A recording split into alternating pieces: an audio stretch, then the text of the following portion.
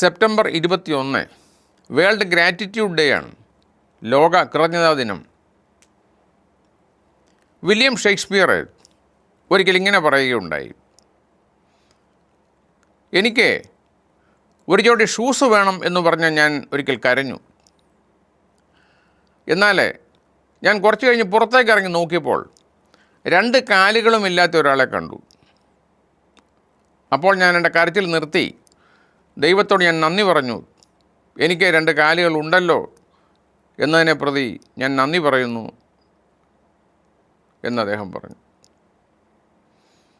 Francis മാർപ്പാപ്പ എപ്പോഴും പറയുമായിരുന്നു, നിങ്ങളുടെ ജീവിതം വളരെ സുഖകരമായിട്ട് മുന്നോട്ട് പോകണമെങ്കിൽ 3 വാക്കുകൾ നിങ്ങൾ പറയണം. അത് കൂടെ പറയണം. ഒന്നാമത്തെ വാക്ക് താങ്ക്സ് എന്നാണ്. രണ്ടാമത്തെ വാക്ക് പ്ലീസ് എന്നാണ്. മൂന്നാമത്തെ വാക്ക് സോറി എന്നാണ്. ഈ 3 വാക്കുകളെ കൂടെ പ്രയോഗിക്കുന്ന പക്ഷം നിങ്ങളുടെ കുടുംബജീവിതവും സാമൂഹ്യ ജീവിതവും സുഗമമായി മുന്നോട്ട് പോകും എന്നാണ് അദ്ദേഹം പറഞ്ഞത്. ഇതിൻ്റെ അർത്ഥം നമ്മളെപ്പോഴും നന്ദിയുള്ളവരായിരിക്കണം എന്നാണ്. എന്താണ് കൃതജ്ഞത? ആൽഫ്രഡ് പെയിൻറ്റർ എന്ന് പറയുന്ന എഴുത്തുകാരൻ പറയുന്നു, saying thanks is more than good manners, it is good spirituality എന്ന് പറയും. നന്ദി പറയുക എന്ന് പറയുന്നത് ഹൃദയത്തിൻ്റെ സംഗീതമാണ്.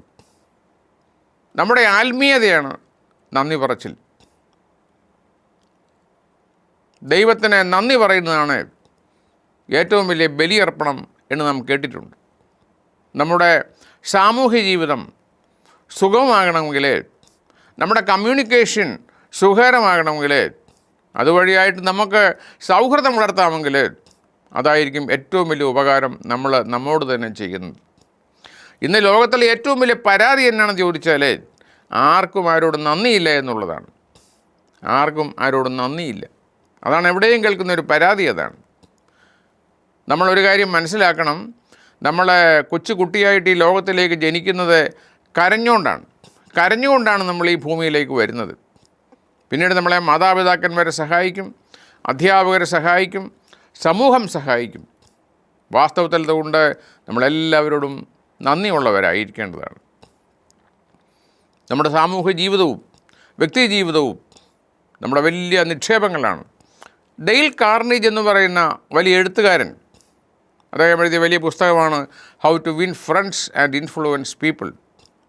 ഡെയിൽ കാർണേജ് പറയുന്നു, പല സ്ഥാപനങ്ങളിലും ഭംഗിയായിട്ട് പ്രവർത്തിക്കുന്നത് അവിടുത്തെ മാനേജ്മെൻറ്റിൻ്റെ ഇഫക്റ്റീവ്നെസ് കൊണ്ട് മാത്രമല്ല, മാനേജ്മെൻറ്റിൻ്റെ ഗുണം കൊണ്ട് മാത്രമല്ല, അവിടുത്തെ ജോലിക്കാർ തമ്മിലുള്ള സൗഹൃദം കൊണ്ടാണെന്നാണ് പറയുന്നത്. നമുക്കറിയാം, സൗഹൃദം വളർത്തണമെങ്കിൽ നമുക്ക് നല്ല ബന്ധങ്ങളുണ്ടായിരിക്കണം.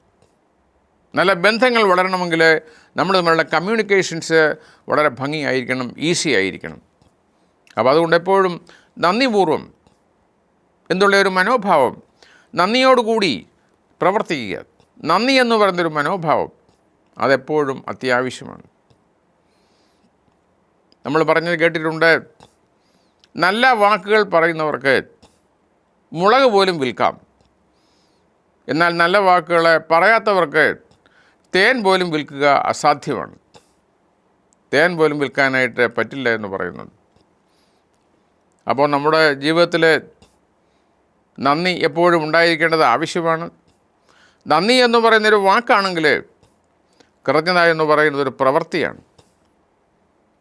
എപ്പോഴും നന്ദിയുള്ളവരായിരിക്കുക. വാക്കുകളുടെ ശക്തി അപാരമാണ്. വാക്കുകൾ തേൻതുള്ളി പോലെയാണെന്ന് പറയാറുണ്ട്. വാക്കുകൾക്ക് സൗഹൃദം വളർത്തുവാനായിട്ട് സാധിക്കും. അതുകൊണ്ട് നമ്മൾ വളർത്തിയെടുക്കേണ്ട ഒരു നല്ല ശീലമാണിത്. ഗുഡ് ഹാബിറ്റ്സ്, നല്ലൊരു ശീലമുണ്ടായിരിക്കണം നമുക്ക്. എല്ലാവരോടും കൃതജ്ഞതാ മനോഭാവത്തോടെ പെരുമാറേണ്ടത് അത്യാവശ്യമാണ്. അതുകൊണ്ട് നമുക്ക് പറയാം, be thankful for yesterday, B grateful for today and B hopeful four tomorrow എന്ന് പറയാം. നമുക്ക് ഇന്നലകൾക്ക് നന്ദിയുള്ളവരായിരിക്കാം, ഇന്നത്തെ ദിവസത്തിന് വേണ്ടി കൃതജ്ഞതയുള്ളവരായിരിക്കാം, നമുക്ക് നാളേക്ക് പ്രതീക്ഷയുള്ളവരായിരിക്കാം.